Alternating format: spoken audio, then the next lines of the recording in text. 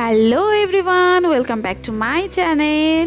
আর আজকের ভিডিওটা থাকছে বৌদির জন্মদিন পালনের জন্য যে আমরা কৃষ্ণপুর মায়াপুরে গেছিলাম তার লাস্ট ডে ভ্লগ।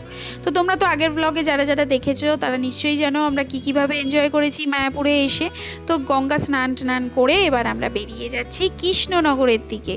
তো প্রথমে আমাদের প্ল্যানিং ছিল যে আমরা বাড়ির দিকেই যাচ্ছি সোজা, এখন বাড়ি যাব, কিন্তু মাঝ রাস্তায় আমাদের ডিসাইড হয় যে আমরা এখন টানা বাড়ি যাব, কারণ বাড়ি যেতে যেতে আমাদের মোটামুটি ওই 8-9টা বেজে যেত।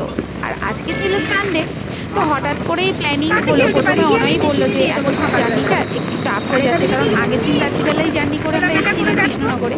তো আজকে যেহেতু রবিবার দিনটাও আমরা একটু এনজয় করেই যাই, তো তার জন্য আবারও আমরা চলে এসেছি সেম। তাই যেতে যেতে আবারও প্ল্যান চেঞ্জ। ও দুজনেরই শরীর খারাপ লাগছিল, মানে দাদারও আর অনয়েরও শরীরটা একটু টায়ার্ড লাগছিল। তো সবাই মিলে প্ল্যান করা হলো। আবার আমরা সেই হোটেলে এসেছি যে হোটেলে ছিলাম কালকে রাতে। তো এই হোটেলটা এত ভালো লেগেছে, সেই জন্য আবার এসেছি। তবে হ্যাঁ, রুমগুলো চেঞ্জ হয়েছে। আজকে আমরা যে রুমটা নিয়েছি, তারা ওই দিকটা দেখি কি আছে, মার্কেট প্লেস সেম।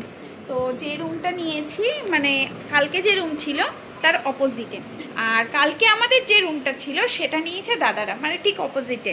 আমাদের 403 আর আমাদের কালকে ছিল হচ্ছে 404, এখন সেটা বৌদিদের।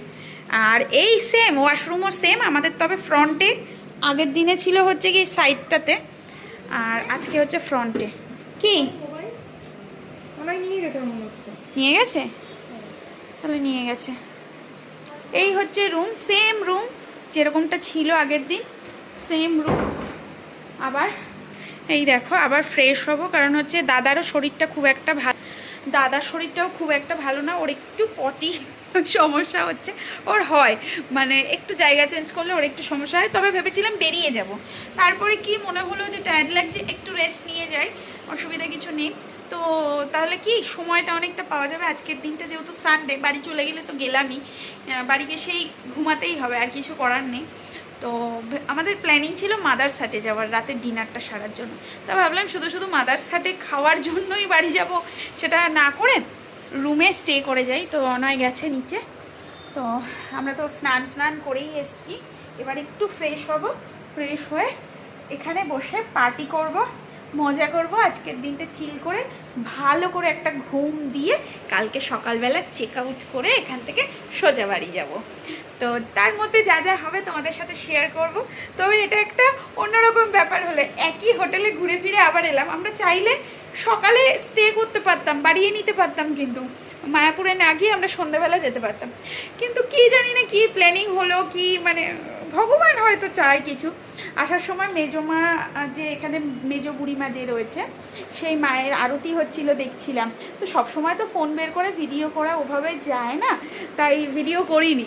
দেখতে দেখতে আসছিলাম, নমস্কার করলাম, রানিংয়ে ছিলাম যেহেতু।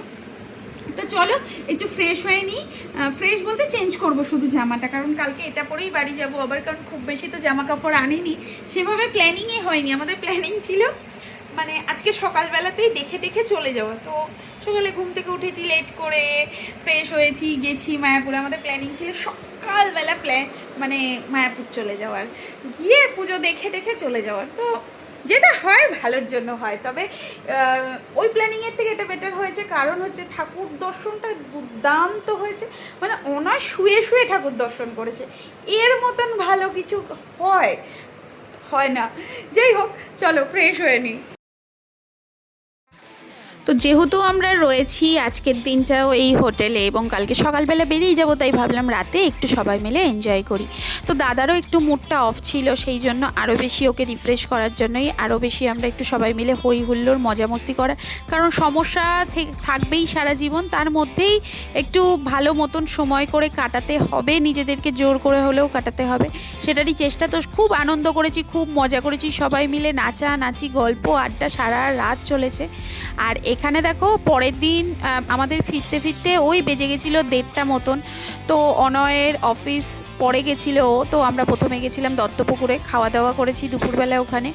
আর বাবা নিজে একটা কবিতা লিখেছিল, সেটাই আর কি পাঠ করে শোনাচ্ছিল।